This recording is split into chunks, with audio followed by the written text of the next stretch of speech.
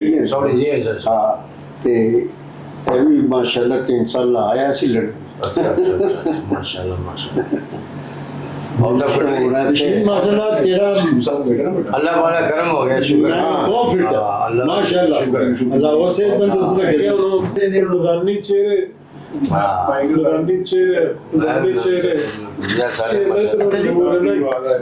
मेरी बात की जेड़ा साथी था वो कहता मेरा बहुत ज्यादा तो उससे भी तरफ से सब दोस्तों को अस्सलाम वालेकुम।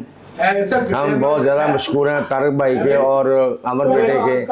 इन्होंने हमें चौधरी साहब मरहूम की यादाश्त में ये जो महफिल हमारी सजी है हम इनके बहुत मशहूर हैं।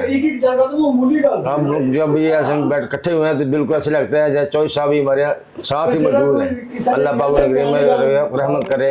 बहुत नफीस आदमी थे, बहुत हंसमुख थे, सबके साथ ऐसे ही थे जैसे बस उनको सगे ही हैं बिल्कुल माशाल्लाह।